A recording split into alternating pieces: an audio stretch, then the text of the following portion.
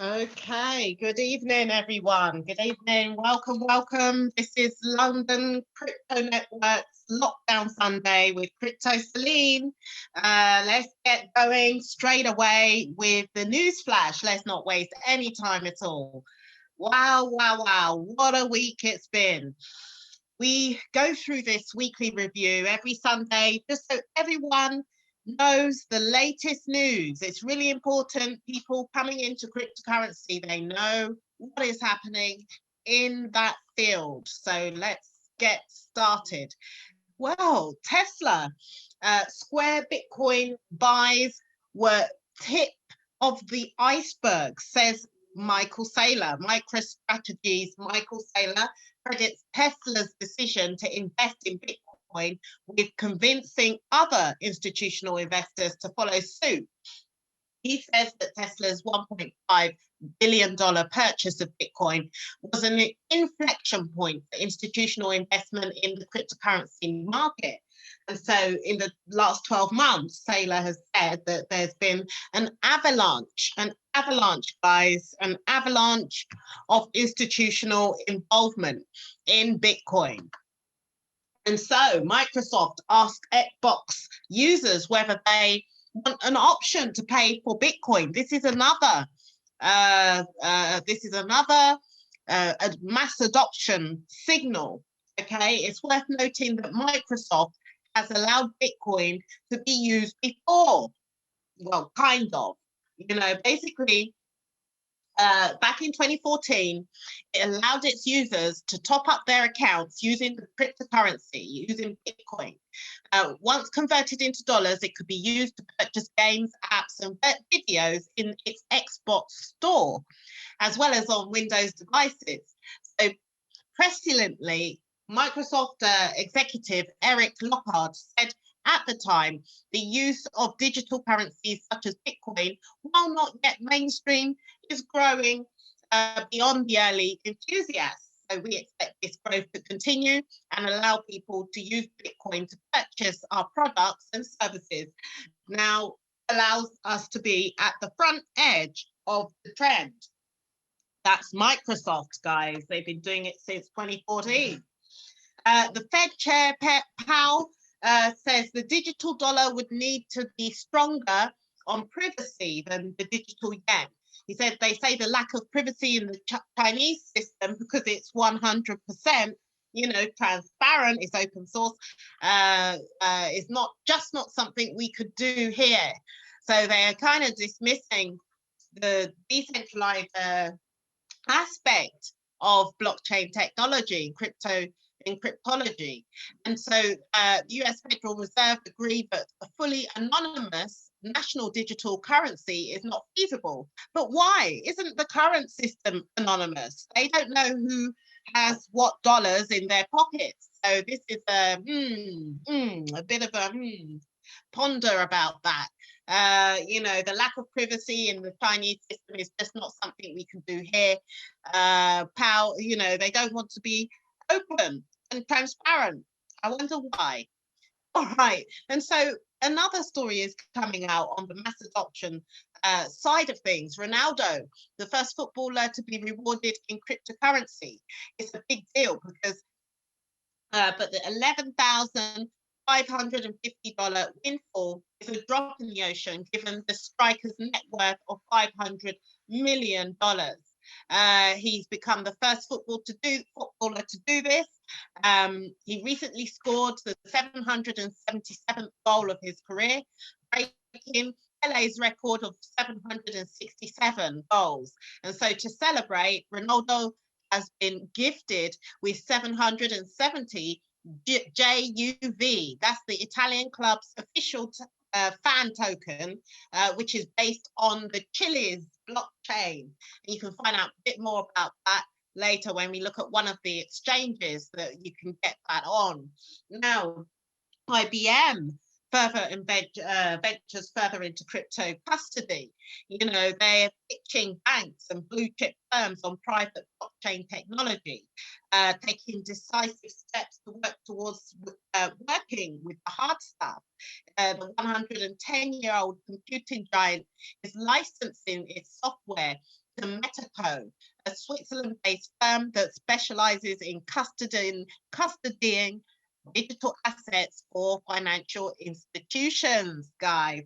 It's all about mass adoption here.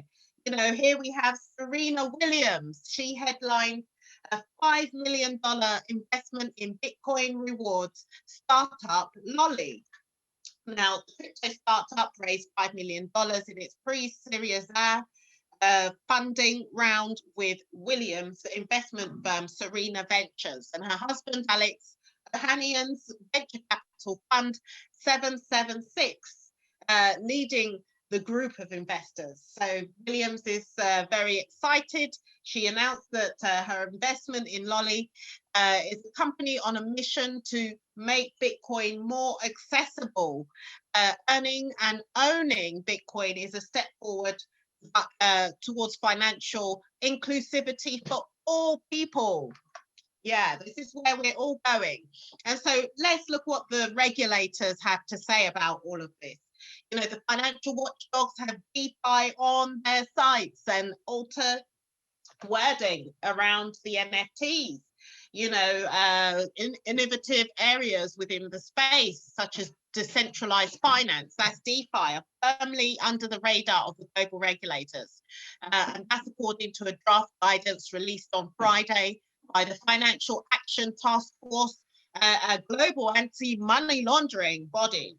Okay, so in addition to clarifying its wording on decentralized exchanges, the mechanisms that power DeFi platforms and apps, the FATF made an oblique reference to non-fungible tokens, that's NFTs, which are exploding in popularity at the moment. We're going to hear more about NFTs in a second. Now, Nigeria's central bank said we didn't ban cryptocurrency trading. So let's see what happens with people in Nigeria to see if they can start interacting with exchanges.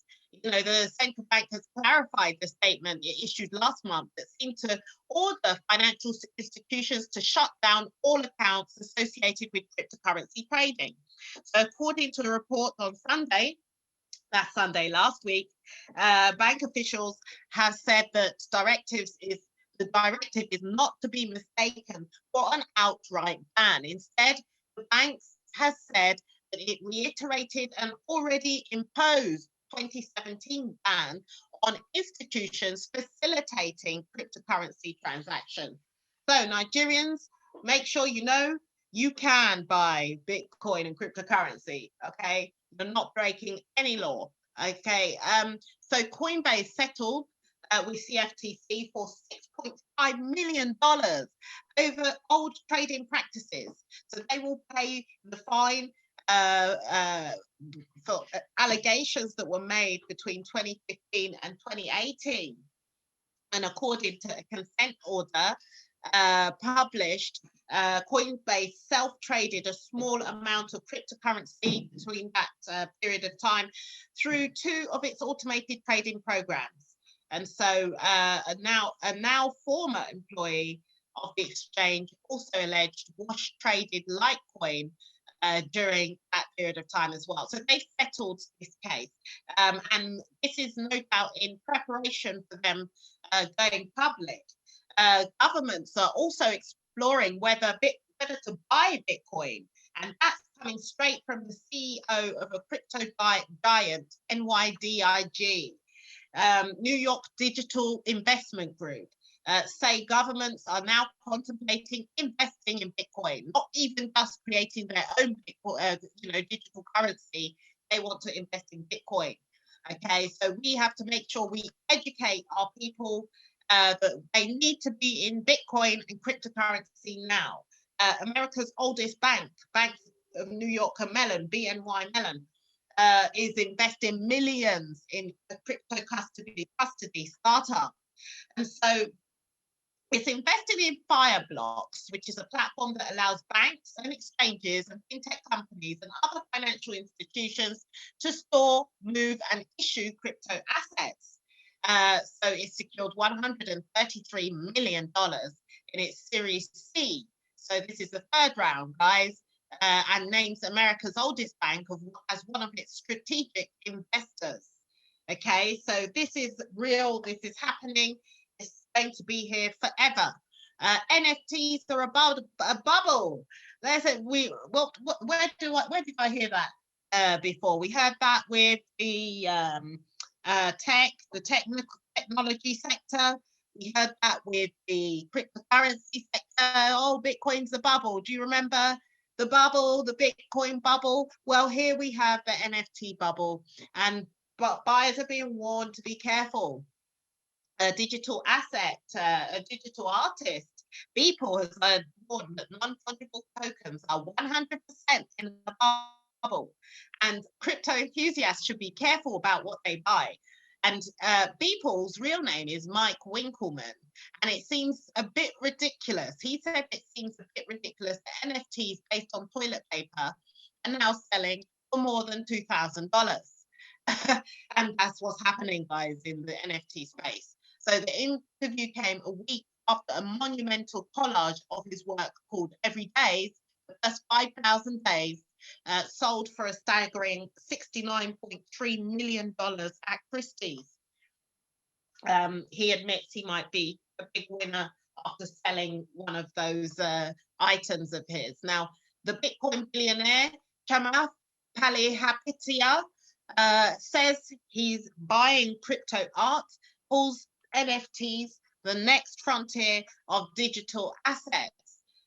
He predicted the explosion of this sector, and in a recent interview with Bloomberg Markets and Finance, he said, "I'm building a fairly sizable portfolio of what are called NFTs, non-fungible tokens, some digital art, some virtual trading cards, and these may sound crazy to some, but I do think that that's the next frontier of digital currency and digital assets. And so I have been building my portfolio."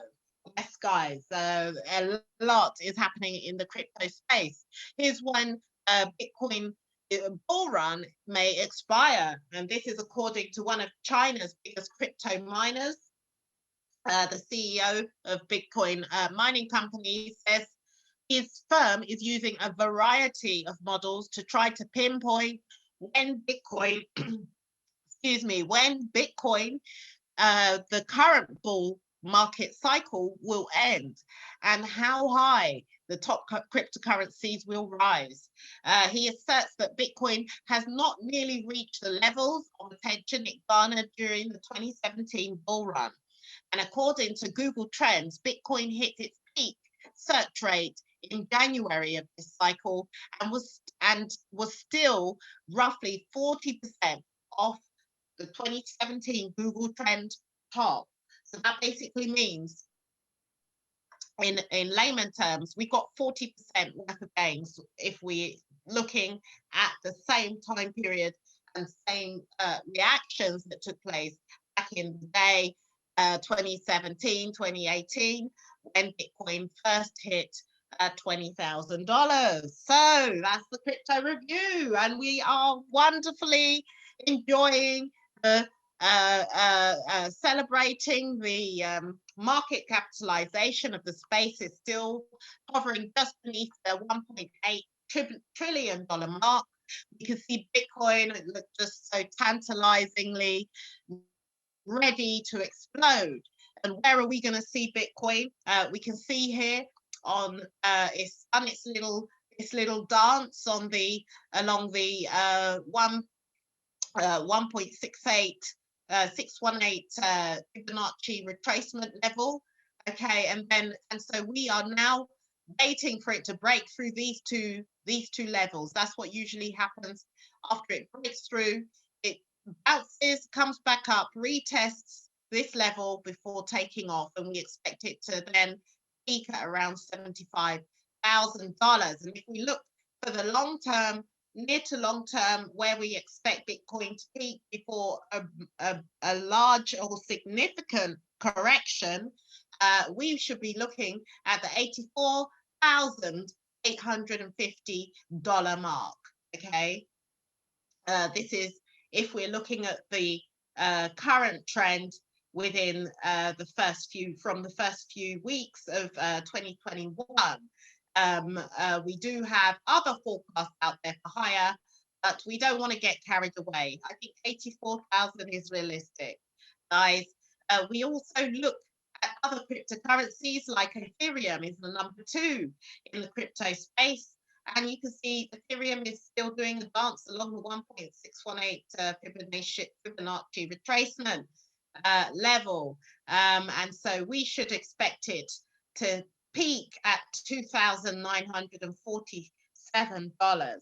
Okay, that's the realistic. In the long term, probably by the end of the year, it could even get to $6,000. But this is based on the daily charts and this year's progress so far. So we're looking at the progress of the chart flow from 2021, if we see here, all the way into present period of time. We're also looking at Tron. Tron is an exceptional altcoin, and it has its own blockchain. Look at what it's done, guys. February, Tron was here, sitting here, and it's been on this level for so long. You see, since December 2020, it's just been flirting around this 0.25 cents or 0.03 cent level, and all of a sudden it's just taken off, and you can see the current price now is 0.06.3 cents. So that's a massive appreciation, and we are expecting Tron to peak at the 14 cents, guys. That's huge percentage gains. Now, when we look at XRP, there's another one that has a huge following. I've never been a fan of XRP because it started off as a centralized bankers cryptocurrency. They then made it a decentralized cryptocurrency, and the way they introduced Ripple, who introduced XRP, is why the SEC has focused on them. And so we can see what happened. This massive drop took place when the SEC announced they were going to sue Ripple for selling securities without a license. And so since the news broke, we've seen the case weaken, and now the price has been steadily appreciating. It did peak over the 0.60 cents level before retracing back, almost crashing back down to 35 cents. But right now, Ripple is at 54 cents, and the long-term forecast, near to long-term, we're looking at $2.37 for Ripple. $2.37 is the target for Ripple. And so that's the news flash for this Sunday. Well, what do we have here? Everything is going on. If it's not the banks, it's the government. If it's not the government, it's the institutional investors. They are piling into this space, guys. We need to make sure we educate all of our people, everyone we care about. They need to start cryptocurrency now. Don't delay. Yes, it's a scary prospect, but that's what we're here for. Now, if you're watching this recording on the YouTube channel, make sure you like, subscribe, comment, and join us next Sunday. We're here every Sunday, 4 o'clock. Every Sunday, 6 o'clock sharp. And you will get started with free cryptocurrency on this webinar.